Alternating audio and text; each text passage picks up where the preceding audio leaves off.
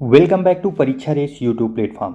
साथियों, हम लोग पेट परीक्षा के लिए मॉक टेस्ट सॉल्व कर रहे हैं और इस समय हम लोगों का करंट अफेयर का मॉक टेस्ट चल रहा है। तो करंट अफेयर में तीसरा मॉक टेस्ट हम लोग आज शुरू कर रहे हैं और जो भी वीडियो एग्ज़ाम देने वाले जो भी विद्यार्थी हैं वो भी इस मॉक टेस्ट को पूरा का पूरा सॉल्व करें, चाहे जीएस का हो चाहे करंट अफेयर का, क्योंकि सभी प्रश्न आयोग को देखकर ही बनाया गया है कि जैसे आयोग बनाता है। चलिए शुरू करते हैं। आज का पहला प्रश्न है, मार्च 2022 में भारतीय रिजर्व बैंक के गवर्नर ने कहाँ रिजर्व बैंक इनोवेशन हब का उद्घाटन किया है? Reserve bank innovation hub. देखिए, पहला प्रश्न ये है, रिजर्व बैंक के इस समय गवर्नर कौन है? तो शक्तिकांत दास। शक्तिकांत दास महत्वपूर्ण फैक्ट है, याद रखिए। उसके बाद फिर इनोवेशन हब का ये उद्घाटन कहाँ किया गया है? तो बेंगलुरु। बेंगलुरु अवस्थित कहाँ पे है? कर्नाटक में। कर्नाटक में 100 करोड़ रुपए की लागत से ये शुरू किया गया है इनोवेशन हब। चलिए नेक्स्ट, मार्च 2022 में बाजार पूंजीकरण के संदर्भ में कौन देश विश्व का 5वां सबसे बड़ा शेयर बाजार बन गया है? विश्व का 5वां सबसे बड़ा शेयर बाजार कौन बन गया है? देखिए, महत्वपूर्ण प्रश्न है, याद रखिए। देखिए, जो पूंजीकरण, बाजार की पूंजीकरण के हिसाब से जो देशों की सूची है, तो पहले नंबर पे यूएसए आता है, सेकंड नंबर पे चाइना, थर्ड नंबर पे जापान और फोर पे आता है सिंगापुर। सिंगापुर और 5वें नंबर पे इस समय कौन पहुंच चुका है? इंडिया। महत्वपूर्ण फैक्ट है, याद रखिए। चलिए नेक्स्ट, महिलाओं के पूर्ण स्वामित्व वाले देश के पहले औद्योगिक पार्क की स्थापना कहाँ की जा रही? देखिए, महिलाओं के पूर्ण स्वामित्व वाले अर्थात क्या हुआ कि जिसमें महिला ही पूरा का पूरा रोल इसमें अदा करेंगी। यह औद्योगिक पार्क कहाँ स्थापित किया जा रहा है? तो ये हैदराबाद में। कहाँ? हैदराबाद। हैदराबाद कहाँ स्थित है? तेलंगाना में। तेलंगाना। अच्छा, एक प्रश्न और बन सकता है कि ये किसके द्वारा शुरू किया गया है? तो ये फिक्की, जो फिक्की महिला संगठन है उसके साथ प्लस तेलंगाना सरकार के साथ ये शुरू किया गया है। चलिए नेक्स्ट, अप्रैल 2022 में जारी 36वीं वार्षिक फोर्ब्स अरबपतियों की सूची 2022 में मुकेश अंबानी किस स्थान पर हैं? देखिए, इस समय की जो अरबपतियों की सूची आ रही है उसमें तो हम लोगों को पता ही है कि अंबानी से भी ज़्यादा टेक ओवर करके आगे निकल चुके हैं अडानी।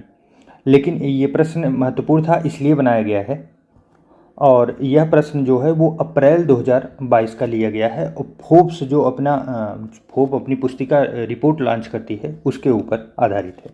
तो देखिए, उसके हिसाब से मुकेश अंबानी 10वें पायदान पर पहुंच गए थे। अच्छा, पहले पे कौन था? तो इलान मस्क। इलान मस्क। इलान मस्क कौन है? इलान मस्क अमेरिका के एक बहुत बड़े उद्योगपति, स्टार्टअप निर्माता और बहुत कुछ कह सकते हैं आप। ये कुछ ऐसा सेक्टर नहीं छोड़े हैं जहां ये काम न किए हों। आप ये समझिए कि कोई एक छोटा सा फैक्ट्री चलाता है, कोई बिस्किट बना रहा है, कोई नमकीन, बहुत बड़ा से बड़ा क्या करेगा? प्लेन बनाएगा, इतने तक जाएगा। ये स्पेस एक्स बना रहे हैं, स्पेस में जाने की पूरी तैयारी, इनका खुद का पूरा सिस्टम चल रहा है स्पेस एक्स में, जबकि पूरे देश की इकोनॉमी लग जाती है स्पेस में अपने टेक्नोलॉजी को डेवलप करने के लिए। लेकिन ये खुद इतने बड़े महारत हैं कि आप उसी से अंदाज़ा लगा सकते हैं। अद्भुत हैं, बहुत बड़े। चलिए नेक्स्ट है, जनवरी 2022 में इसरो के किस संचार उपग्रह को सेवा मुक्त कर दिया गया है? देखिए, इसरो का जो संचार उपग्रह था इनसेट 4B, इनसेट 4B, यह कब लॉन्च किया गया था? तो ये 2017 में लॉन्च किया गया था। अच्छा, ये सुविधा क्या देता था? तो जो हम लोगों को DTH डायरेक्ट टू होम से हम लोग अपने टीवी टेलीविज़न में सब चैनल वगैरह देखते हैं और अन्य ज़रूरी जो सेवाएं थी इस सब के लिए लॉन्च किया गया था। तो काफ़ी पुराना हो गया, 2017 नहीं, माफ़ कीजिए, 2007 था, 2007 में। और यह जो है कि काफ़ी पुराने हो चुकी है टेक्नोलॉजी, इसकी जगह अब नए नए संचार उपग्रह छोड़े जा रहे हैं, तो इसलिए इसको पूरी तरह से सेवा मुक्त कर दिया गया है। भारत की पहली स्टील स्लैग रोड किस शहर में बनाई गई है? महत्वपूर्ण प्रश्न है, किसी न किसी पाली में यह प्रश्न जरूर आएगा। स्टील स्लैग रोड, आप लोग एकदम याद रखिए, स्टील स्लैग रोड से महत्वपूर्ण है, जिसे एकदम भूले ना। तो ये सूरत में बना है, कहाँ? सूरत में। पूर्णतः इस इस्पात के जो अवशिष्ट होते हैं, बचे हुए जो टुकड़े होते हैं जो कहीं यूज नहीं होते, उन्हीं के इस्तेमाल से ये बनाया गया है। सूरत की स्टील स्लैग रोड महत्वपूर्ण है, गुजरात में। नेक्स्ट है, देश के पहले सीवीड पार्क की स्थापना किस राज्य में की जा रही है? Seaweed park. देखिए, सीवीड पार्क जो है ये कहाँ पे अवस्थित किया जाएगा? तमिलनाडु में। तमिलनाडु में। अच्छा, एक प्रश्न और है कि यह किस योजना के तहत होगा? तो यह है प्रधानमंत्री मत्स्य संपदा योजना जो है, उसी के तहत सीवीड पार्क स्थापित किया जाएगा। सीवीड पार्क अर्थात मतलब एक ऐसा पार्क जो फ्रंट सी के साइड में बना हुआ पार्क हो, जो जिससे मतलब जल की इको सिस्टम जो होते हैं जल के, वो देखने को मिले, और वहाँ पे बैठ के आप आसानी से सभी पूरे इको सिस्टम को आसानी से वो भी कर लें और घूम टहल के वहाँ से एक पर्यटन का आनंद भी उठाएं। नेक्स्ट आइए देखते हैं, जून 2022 में कौन देश भांग की खेती को वैध करने वाला दुनिया का पहला एशियाई देश बन गया है? भांग की खेती को वैध करने वाला। अब यहाँ तो अवैध है, तब भी इतना ज़्यादा भांग के यूज हो रहे हैं, और यहाँ तो वैध कर दे रहे हैं। कुछ देश ऐसे भी हैं। कोई बात नहीं, ये ऐसा क्यों किया जाता है? पहला प्रश्न तो यही दिमाग में बनता है कि ये मेडिसिनल यूज के लिए किया जाता है। मेडिसिनल, क्योंकि आपको पता होगा कि जितने भी आप देखेंगे ड्रग्स हैं, वो हैं जो हाई डोज के, आप एल्कोहल को ही ले लीजिए, तो ये सब जो मिस यूज करने वाले या तो नशे के रूप में प्रयोग किए जाते हैं, इन सब की एक छोटी मात्रा हमेशा दवा के रूप में प्रयोग होती है। छोटी एक सही कैलकुलेटेड मात्रा दवा होती है, और उससे ओवरडोज जो होता है वो उसके नशे के रूप में होता है। तो ये देश कौन सा है? तो थाईलैंड। थाईलैंड जो है, इसको भांग की खेती को वैध कर दिया गया, एशिया का पहला देश बन गया। नेक्स्ट है, भारत के पहले विश्व शांति केंद्र की स्थापना किस शहर में की जा रही है? विश्व की शांति का केंद्र, महत्वपूर्ण प्रश्न है, ध्यान दीजिए। पूरे विश्व को शांत करने के लिए एक शांति केंद्र बनाया जा रहा है, वो भी भारत के द्वारा। तो वो कहाँ पे, ये कहाँ किया जा रहा है? तो गुरुग्राम, हरियाणा में। गुरुग्राम, हरियाणा में। अच्छा, एक चीज़ और पूछा जा सकता है कि ये किसके द्वारा किया जा रहा है? तो अहिंसा विश्व भारती संगठन।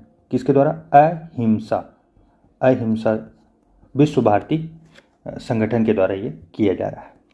चलिए नेक्स्ट, मई 2022 में किस राज्य में ई अधिगम योजना शुरू की गई? मई 2022 में ई अधिगम योजना। देखिए, ई अधिगम योजना जो है यह हरियाणा सरकार के द्वारा शुरू की गई है। मनोहर लाल खट्टर जी के द्वारा ये योजना शुरू की गई। इसमें क्या है कि इसमें स्टूडेंट जो पढ़ने वाले बच्चे हैं उनको टैबलेट की सुविधा, टैबलेट, इलेक्ट्रॉनिक टैबलेट, गोली नहीं दी जाएगी, टैबलेट की सुविधा प्रोवाइड की जाएगी। हम लोग पढ़ते हैं तो कुछ भी नहीं मिलता, अब नए नए बच्चे आ रहे हैं, उनके लिए क्या क्या सुविधाएं हैं, फिर भी वो पढ़ाई में बिल्कुल ध्यान नहीं देते, टिकटॉक देखते हैं। चलिए नेक्स्ट, फिनलैंड की राजधानी क्या है? देखिए, फिनलैंड की राजधानी जो है वो हेलसिंकी है। कौन सी? हेलसिंकी। नेक्स्ट है, निम्नलिखित में से कौन सा युग्म सही रूप से मेल खाता है? सही रूप से मेल खाता है। देखिए, सब गलत हैं, सिर्फ एक ही मेल खा रहा है। कौन सा है वो? देखिए, पहला जो है कथक, कथक केरल का नहीं है, कथक जो है यूपी का है, उत्तर प्रदेश। कुचिपुड़ी, कुचिपुड़ी उड़ीसा का नहीं होके ये कहाँ का है? आंध्र प्रदेश, आंध्र प्रदेश का। भारतनाट्यम तमिलनाडु, ये सही है। कथकली उत्तर प्रदेश का नहीं है, यह केरल का है। केरल का कथकली और यूपी का कथक, ये तो एकदम मोस्ट इंपॉर्टेंट है, हमेशा याद रखिए, कभी मत भूलिए, क्योंकि अपने राज्य का है। और बाकी अदर भी हमको देख के चलना है, क्योंकि मैच द फॉलोइंग करके प्रश्न ज़्यादा आते हैं, सीधे सीधे प्रश्न कम बनते हैं। तो सही जवाब बनेगा option number C, Bharatanatyam Tamil Nadu. चलिए नेक्स्ट, विश्व खाद्य कार्यक्रम WFP संयुक्त राष्ट्र की खाद्य सहायता शाखा है, इसका मुख्यालय कहाँ है? World food programme. ये पिछली बार के पेट परीक्षा में आया हुआ प्रश्न है, इसका सही जवाब होगा रोम, इटली में, रोम, इटली में। चलिए नेक्स्ट, खुदई महाराज कौन सा वाद्य यंत्र बजाते थे? खुदई महाराज। देखिए, जो खुदई महाराज हैं इनका दूसरा नाम समता प्रसाद है। क्या? समता प्रसाद। और यह तबला बजाने में इनको महारत हासिल है। अच्छा, एक प्रश्न और बनता है, कौन से घराने के हैं ये? तो ये बनारस घराने के, महत्वपूर्ण है। देखिए, यूपी में दो घराने बहुत महत्वपूर्ण है। यूपी में 2 घराने, पहला लखनऊ है और दूसरा जो है वो बनारस घराना। ये 2 संगीत और नृत्य के लिए काफ़ी महत्वपूर्ण घराने हैं, तो आप इसे ज़रूर से ज़रूर याद रखिए। यहाँ से जो भी हम लोगों के महाराज निकलेंगे या गुरु निकलेंगे, किसी चीज़ को वाद्य यंत्र में किसी चीज़ में उन्हें निपुण हासिल होगी, वहाँ से प्रश्न बराबर बनते रहेंगे। चलिए नेक्स्ट देखते हैं, साहित्य में नोबेल पुरस्कार प्राप्त करने वाले प्रथम भारतीय का नाम बताइए। साहित्य में नोबेल पुरस्कार देखिए सन 1913, पुस्तक गीतांजलि श्री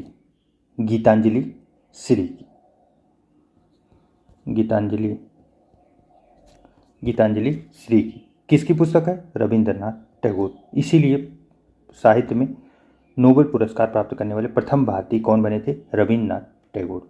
कब? 1913 में गीतांजलि से पुस्तक थी इनकी। चलिए नेक्स्ट, बांधों को आधुनिक भारत में मंदिर किसने कहा था? आधुनिक भारत के लिए मंदिर किसको? बांधों को। बांध कौन क्या होते हैं? जो नदी के बहाव में बनाए जाते हैं, फिर उन बांधों से पानी जब रोका जाता है तो वो सिंचाई के लिए उपयोग होता है, पीने के लिए योग्य होता है, एग्रीकल्चर के लिए उपयोग होता है, फिर उसके बाद जल विद्युत बनाने के लिए उपयोग किया जाता है, तो जिसे बहुउद्देशीय परियोजना के नाम से आप लोग जानते होंगे, उसी लिए होता है। तो इसे किसने कहा था आधुनिक भारत के लिए मंदिर है? तो ये पंडित जवाहरलाल नेहरू जी के द्वारा कहा गया था। चलिए नेक्स्ट, जून 2022 में आयोजित टेनिस की ग्रैंड स्लैम प्रतियोगिता फ्रेंच ओपन और 2022 में पुरुष एकल का खिताब किसने जीता था? मैंने बोला था टेनिस में आप जब भी पढ़िए एकल हमेशा याद करके रखिए, एकल चाहे महिला हो चाहे पुरुष हो, वहाँ से प्रश्न सीधा बनेंगे। तो यह किसके द्वारा जीता गया है? तो स्पेन के राफेल नडाल के द्वारा, अच्छा एक प्रश्न और बनता है, महिला एकल किसके द्वारा जीता गया है? तो ईगा स्वीटेन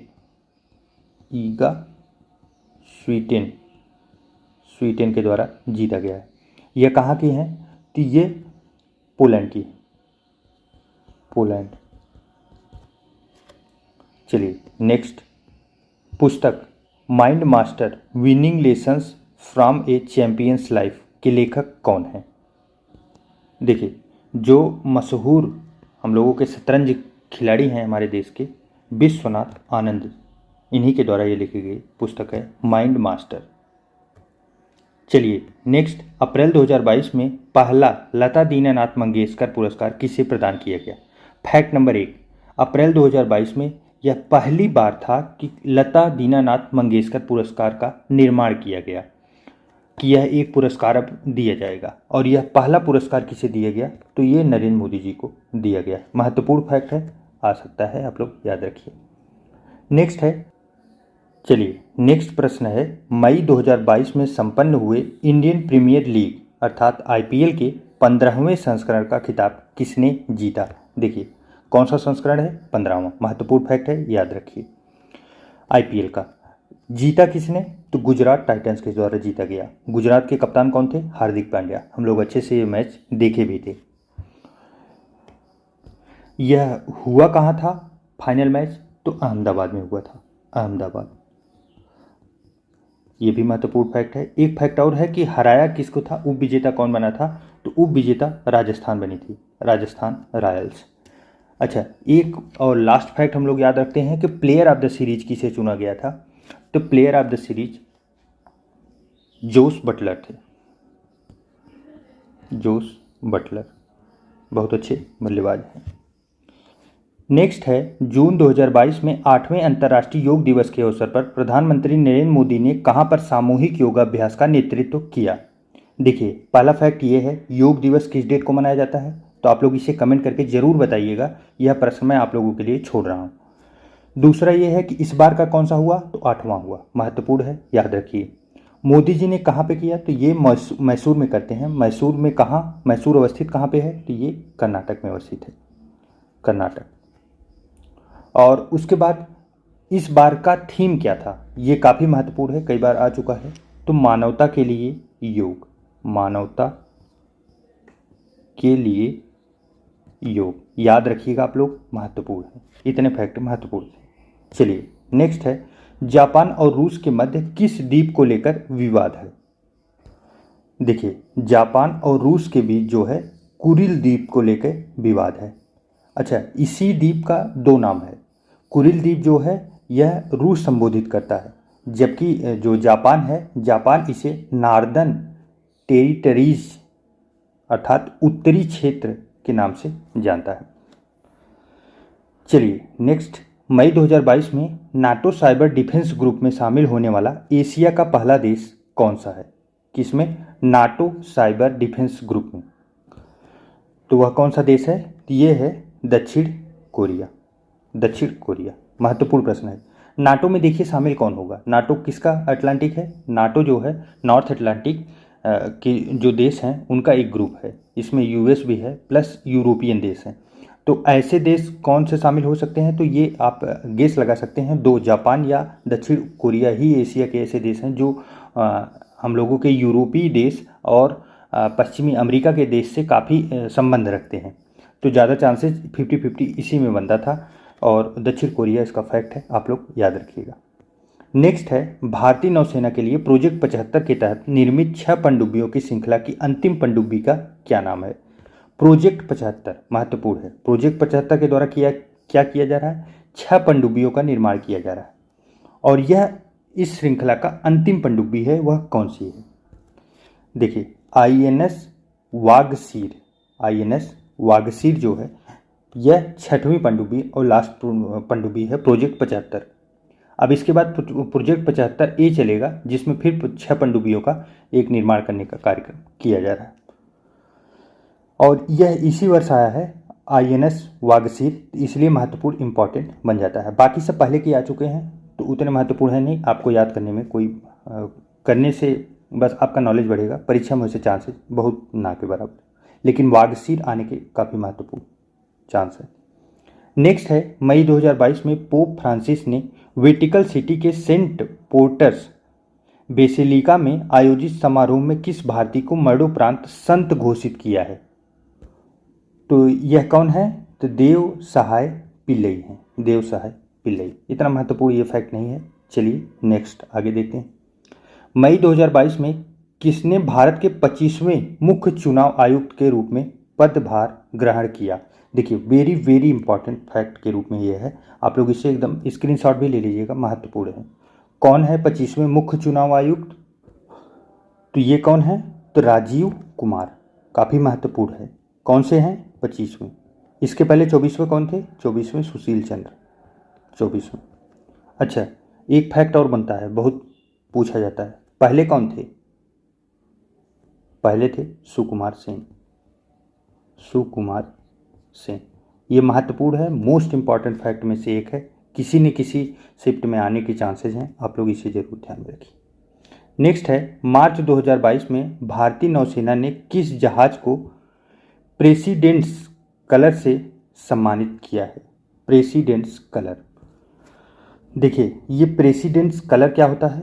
तो इसे बोलते हैं जो राष्ट्रपति निशान, राष्ट्रपति का निशान, उस अंग्रेजी में प्रेसिडेंट्स कलर बोला जाता है। यह किसको दिया जाता है? ये ऐसी नौसेना के युद्धपोत वगैरह को, ऐसे चीज़ों को दिया जाता है जो युद्ध में और प्लस शांति के समय अपना सबसे महत्वपूर्ण योगदान देते हैं, कि वो एक दीवार बन के खड़े रहते हैं, वो उसी माहौल में रहते हैं जिस माहौल में वो युद्ध के समय रहते थे, उसी समय शांति में भी वो उतने ही आक्रामक रूप से, उतनी ही निगरानी के रूप से ध्यान रखते हैं अपने क्षेत्र का।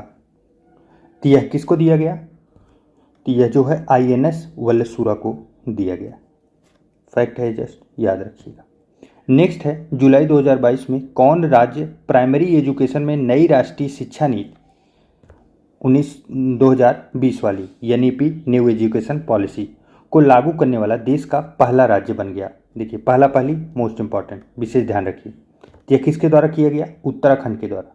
मोस्ट इंपॉर्टेंट फैक्ट है, आप लोग इसे जरूर से जरूर ध्यान में रखिएगा। चलिए नेक्स्ट है, मई 2022 में किस राज्य में देश के पहले अमृत सरोवर का उद्घाटन किया गया है? अमृत सरोवर, देखिए यह फैक्ट वेरी वेरी इंपॉर्टेंट है। क्यों? क्योंकि ये कहाँ शुरू किया गया? उत्तर प्रदेश में। अमृत सरोवर का निर्माण कहाँ पे किया गया है? तो पटवई, पटवई रामपुर। काफ़ी महत्वपूर्ण फैक्ट है, अमृत सरोवर का उद्घाटन किया गया। अमृत सरोवर अर्थात क्या हुआ? एक तालाब बनाया गया जाएगा, जिस तालाब को सुंदरीकरण किया जाएगा उसे मतलब उसे अमृत का रूप दिया जा रहा है कि अमृत सरोवर।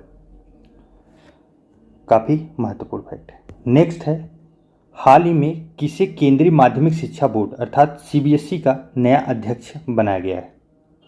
तो देखिए सीबीएसई के जो नए अध्यक्ष बने हैं वो कौन है? तो निधि छब्बर सीबीएसई के नए अध्यक्ष बने हैं। फैक्ट है, याद रखिए।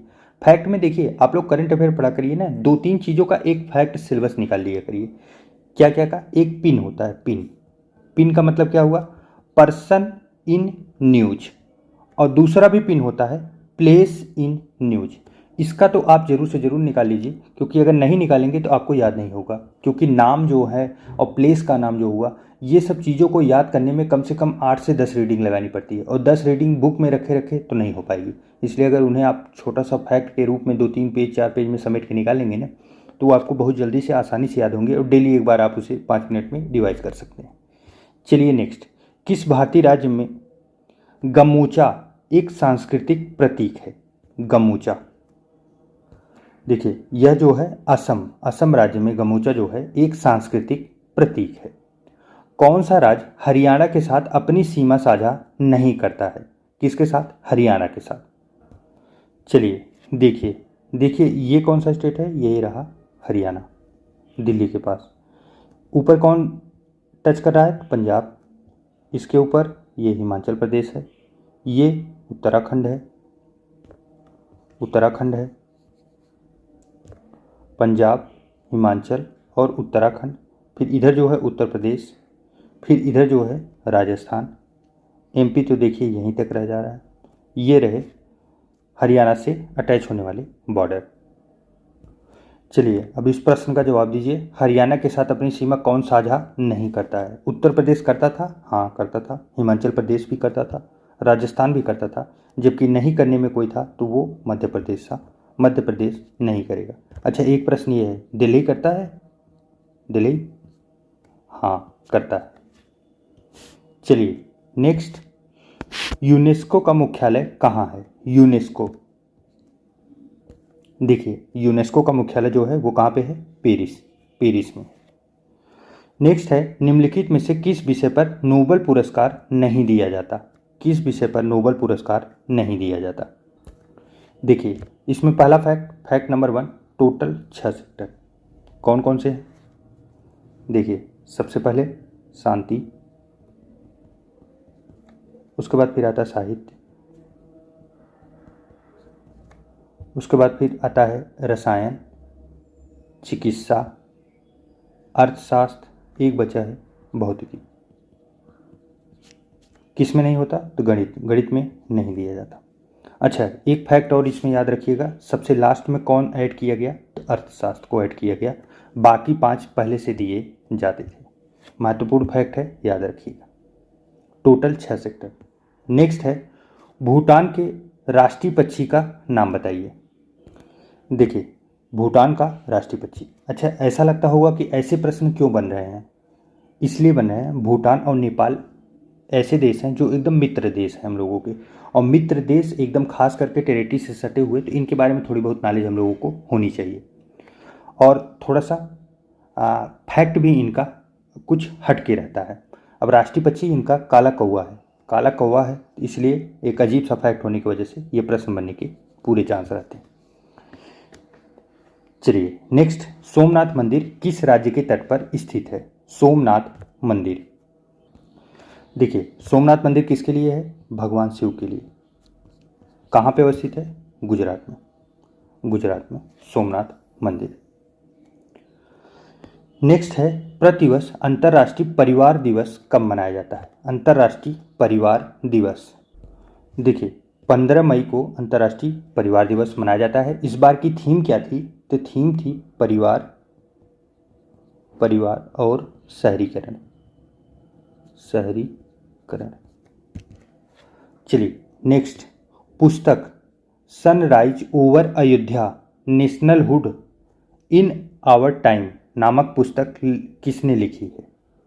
देखिए यह पुस्तक जो है यह किसके द्वारा लिखी गई है? सनराइज ओवर अयोध्या, तो सलमान खुर्शीद के द्वारा लिखी गई। महत्वपूर्ण है, अयोध्या के ऊपर लिखे हैं। और दूसरी चीज़ इसलिए भी महत्वपूर्ण है कि ये कांग्रेस के वरिष्ठ नेता हैं, इसलिए चांसेस जरूर बनेगा आने का।